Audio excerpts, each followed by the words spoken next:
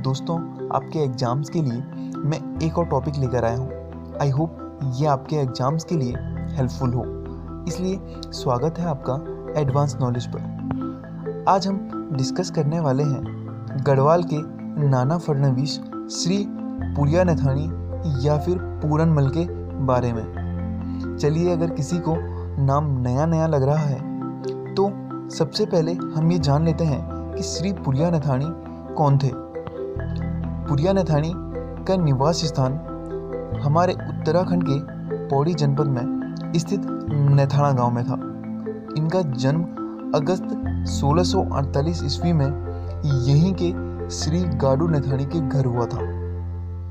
पुरियानथाणी उनके पिता की इकलौती संतान थे और बहुत गरीब थे, लेकिन गरीब होते हुए भी इन्होंने जन्म होते ही पुरियानथाणी की जन्म कुंडली ज्योतिषों को दिखाई तो उन्होंने कहा कि ये बालक बहुत ही बुद्धिमान और तेजस्वी होगा और आगे जाकर इसके द्वारा बहुत बड़े बड़े कार्य संपन्न होंगे।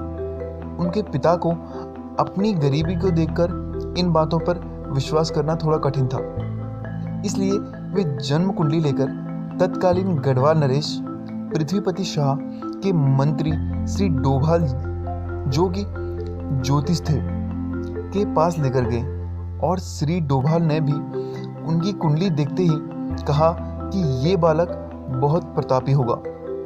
इस सब को सुनकर उनके पिता बहुत खुश हुए, परंतु उनको अपनी गरीबी के कारण ये लगा कि मैं इस बालक को अच्छे से नहीं पाल पाऊंगा। लेकिन डोभाल मंत्री ने इनकी कुंडली देखकर ये अनुमान लगा लिया था कि आने वाले समय में ये बालक बहुत ही पराक्रमी होगा। इसलिए वे गाडू नथाणी के घर गए और उनसे इस बालक को गोद लेने के लिए कहा, परंतु वे क्यों इस बात को मानते। उनकी तो वो इकलौती संतान थे। लेकिन कुछ देर सोच विचार के बाद वे डोभाल मंत्री से कहते हैं कि यदि आप अपनी भावी कन्या का विवाह मेरे पुत्र के साथ करवाएंगे तो मैं आपके प्रस्ताव को मानने के लिए तैयार हूँ। और मंत्री ने भी हामी भर दी। इसके बाद डोभाल मंत्री इनके पालन पोषण के लिए धन भेजने लगे और जैसे ही पुरियानथाणी 7 वर्ष के हुए तो डोभाल मंत्री उन्हें श्रीनगर राजभवन बुला देते हैं और राजकुमारों के साथ गुरुकुल में उनकी शिक्षा आरंभ कर देते हैं। 10 साल के शिक्षा अध्ययन के कार्यकाल में वे लगभग सभी वेदों, पुराणों, अस्त्र शस्त्रों का ज्ञान हासिल कर लेते हैं और 17 साल की उम्र में वे अपनी शिक्षा भी पूर्ण कर लेते हैं। इनकी शक्ति तथा क्षमताएं भी सामान्य बच्चों से अधिक थी। इनके पवाड़ों में इनके बारे में काफ़ी बातें कही हैं, जैसे बड़े से बड़े पत्थर को ये इधर से उधर ऐसे ही फेंक लेते थे और कोई भी भारी भरकम चीज़ को उठा लेते थे।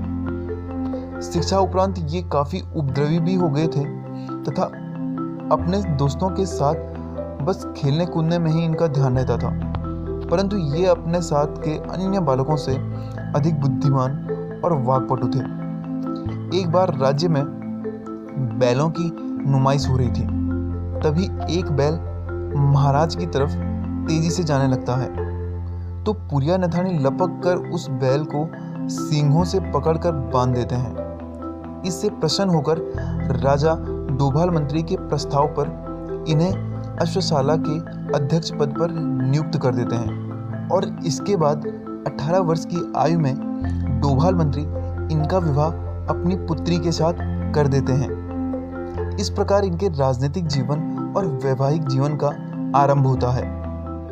अश्वशाला में ये घोड़ों को विभिन्न क्रियाकलापों में शिक्षित करते हैं।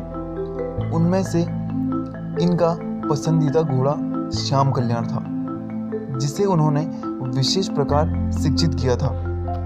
इस घोड़े पर महाराज का भी विशेष प्रेम था, क्योंकि इस घोड़े ने महाराज के प्राणों की रक्षा कई बार की थी। एक बार विजयदशमी के दिन महाराज ने घोड़ों की करतब प्रतियोगिता का आयोजन किया, जिसमें दिल्ली से भी राजदूत आए थे। घोड़ों के करतब की प्रतियोगिता खत्म होने के बाद राजदूत ने मजाक उड़ाते हुए कहा कि हमारे यहाँ तो घोड़े बहुत ऊंचा कूद लेते हैं। अगर कूदना ही है तो सामने वाली जो छोटी हवेली है उसके ऊपर से घोड़े को कूदवा के दिखाओ। महाराज ये सुनते ही असंभव कहने ही वाले थे कि पुरिया नथानी ने कहा, ये तो हमारे घोड़ों के लिए मामूली बात है। और ये बोलते ही पुरिया नथानी श्याम कल्याण घोड़े को दौड़ाते हुए हवेली को पार कर देते हैं। असल में हवेली के पीछे हाथियों का गोबर रखा हुआ था, जिसकी खबर पुरिया नथानी को पहले से थी। और इसमें कूदने पर घोड़े व पुरिया नथानी को किसी प्रकार की हानि नहीं हुई और वे घोड़ा दौड़ाते हुए वापस आ गए। ये देखते हुए सब आश्चर्यचकित हो गए। राजदूत ने कहा कि धन्य है गणदेश जिसने ऐसे वीर को जन्म दिया है। इससे खुश होकर महाराज ने उन्हें घुड़सवार सेना का सेनापति बना दिया। इस बीच उनकी पत्नी बीमार होती है तो उनकी मृत्यु हो जाती है और इसके बाद वे अविवाहित रहने की प्रतिज्ञा कर लेते हैं। इसके बाद उन्होंने 1668 ईस्वी में दिल्ली की यात्रा की। दिल्ली जाते समय इन्हें रास्ते में एक चंदोला कन्या मिलती है, जिसके साथ बातचीत में उन्हें पता चलता है कि वे महिपति शाह के 5 मंत्रियों में से एक मंत्री की पुत्री है। भले ही उन्होंने अविवाहित रहने की प्रतिज्ञा की थी, परंतु यौवन की उम्र होने के कारण इन दोनों में प्रेम प्रसंग हो गया और इन्होंने उस कन्या से गंधर्व विवाह कर लिया। उसके बाद वे दिल्ली की ओर प्रस्थान करते हैं। इन्हें यहाँ महाराज औरंगजेब के दरबार में किसी उत्सव में भेजा गया था, परंतु यहाँ पहुंचकर भी उन्होंने गणदेश के लिए एक महत्वपूर्ण काम किया। दरअसल कोटद्वार भाबर में किसी सैयद खान ने अधिकार कर लिया था।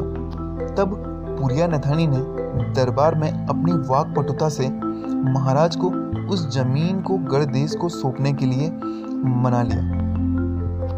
उसके बाद वापस लौटकर उन्होंने उस कन्या से विधि पूर्वक विवाह किया और जिस स्थान पर वे उस कन्या को पहली बार मिले थे वहां पर लक्ष्मी नारायण का मंदिर बनवाया। ये स्थान आज भी पुरिया के नाम से जाना जाता है, जो कि कांस खेत से पौड़ी की ओर आधे किलोमीटर की दूरी पर है।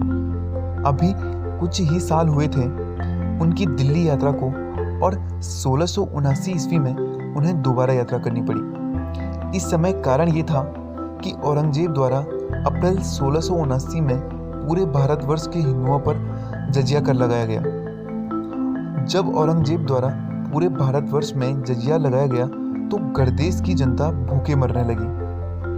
तब पुरिया नथानी दिल्ली जाते हैं और बादशाह के दरबार में गढ़वाल की गरीबी के विषय में बताते हैं। उसी दिन रात को सभी लोग खाने पर बैठते हैं और पुरिया नथानी जी भी खाने पर बैठते हैं। खाना खत्म होते ही वे सोने चांदी के बर्तन बाहर फेंक देते हैं।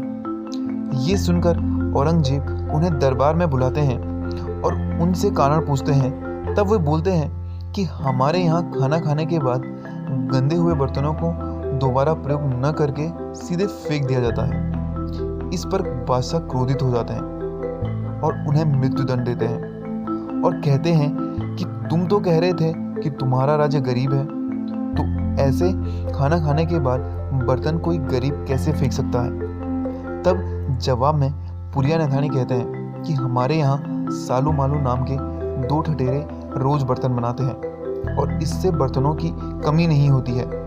तब महाराज कहते हैं कि ये कैसे मुमकिन है कि रोज नए बर्तन बनाए जाएं। तो जवाब में पुरिया नथानी कहते हैं कि हमारे यहाँ मालू के पत्ते और सीख यानी सालू से बर्तन बनाए जाते हैं, जो कि बस एक ही बार प्रयोग किए जाते हैं। उनकी ये हाजिर जवाबी से प्रसन्न होकर औरंगजेब गढ़देश से जजिया कर हटा देते हैं और आने वाले समय में कभी भी गढ़ राज्य में जजिया कर न लेने और वहाँ के धार्मिक संस्थानों को क्षति न पहुँचाने का हुक्म देते हैं। इस प्रकार वे गढ़ राज्य को जजिया से मुक्त करवाते हैं।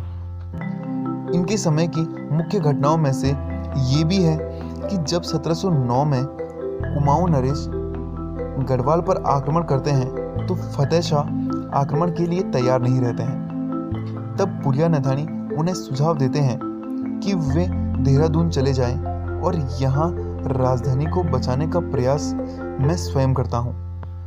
तब जगत चंद विनाश करते हुए श्रीनगर पहुँचते हैं तो वे उन्हें अपनी वाक्पटुता से श्रीनगर को एक ब्राह्मण को दान करने के लिए मना लेते हैं और जगत चंद श्रीनगर दान करके कुमाऊं वापस लौट जाते हैं। बाद में फतेह शाह श्रीनगर वापस आते हैं और 1710 में कुमाऊं पर आक्रमण करते हैं और वहां के गड़सार गांव को बद्रीनाथ को दान कर देते हैं। 1715 में फतेह शाह की मृत्यु के बाद दिलीप शाह गद्दी पर बैठते हैं, परंतु अचानक दीपावली के दिन उनकी अकस्मात मृत्यु हो जाती है और रानी उस समय गर्भवती रहती हैं और राज्य में विद्रोह जन्म ले लेता है।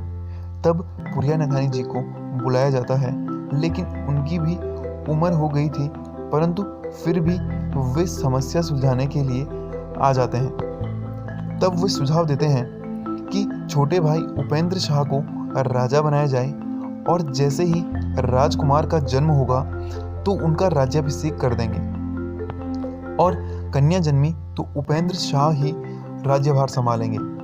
और कुछ समय बाद प्रदीप शाह का जन्म हुआ तो राजमाता कनक देवी को संरक्षिका घोषित कर प्रदीप शाह का राज्याभिषेक कर दिया जाता है, परंतु राज्य में उपद्रव मच जाता है। राजमाता कनक देवी के मायके के 5 भाई कठैत इस उपद्रव में मुख्य थे। इन्होंने मंत्री शंकर डोभाल तथा गजय सिंह भंडारी को भी मरवा दिया। तब पुरिया नथानी ने राजमाता और राजकुमार को अपने गांव नेथाना में छुपा दिया। उसके बाद 5 भाई कठैत से मिलने गए और उनकी मुलाकात जब कठैतों से होती है तो वे उन्हें अपनी बातों में ऐसे भ्रमित कर देते हैं कि उनको लगता है पुरिया नथानी इस उपद्रव से खुश हैं और रसोइये और उनकी माता से मिलकर 5 भाइयों को आपस में लड़वा देते हैं और वे 5 भाई एक दूसरे की हत्या कर देते हैं।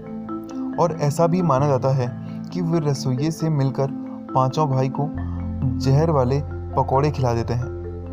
जो भी हुआ हो, परंतु इस प्रकार 5 कठैत भाइयों का अंत हो जाता है और गढ़वाल की सत्ता फिर से पवारों के हाथ में आ जाती है।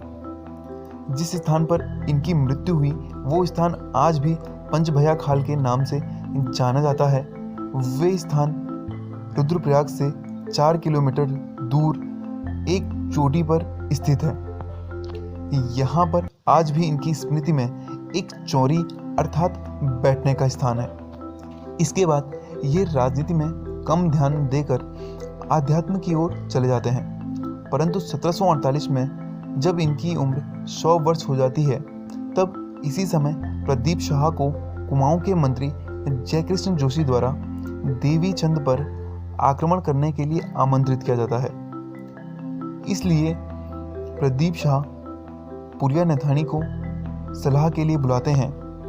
ये राजा को बिना कारण युद्ध करने के लिए मना करते हैं, पर राजा नहीं मानते हैं और आक्रमण कर देते हैं। गढ़वाली सेना बुरी तरह हार जाती है।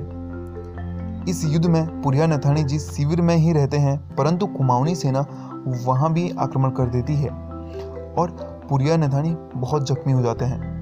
तब प्रदीप शाह स्वयं इनका रक्षण करते हैं।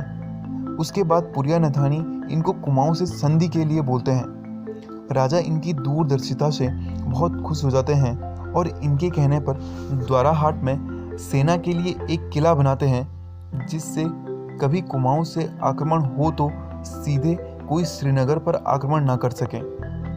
इस किले में देवी का मंदिर भी है, जिसे नैथानी देवी के नाम से जानते हैं और इस किले को नैथानागढ़ के नाम से जाना जाता है। जिस प्रकार बालाजी जनार्दन भानु, जिन्हें नाना फडणवीस कहा जाता है, ने मराठा साम्राज्य में संतुलन बनाया, उसी प्रकार इन्होंने भी गढ़वाल राज्य में संतुलन बनाए रखा। इसलिए इनकी राजनीतिक चतुरता और ज्ञान तथा पराक्रमों के कारण इनको गढ़वाल का नाना फडणवीस कहा जाता है। 1760 ईस्वी में ये कुंभ मेले में हरिद्वार आते हैं और कभी भी लौटकर वापस नहीं आते हैं। माना जाता है कि उस समय कुंभ में भगदड़ होने से इनकी मृत्यु हो जाती है। जो भी हुआ हो, पर गढ़ भूमि का एक रत्न गढ़ भूमि को हमेशा के लिए छोड़कर चला गया था।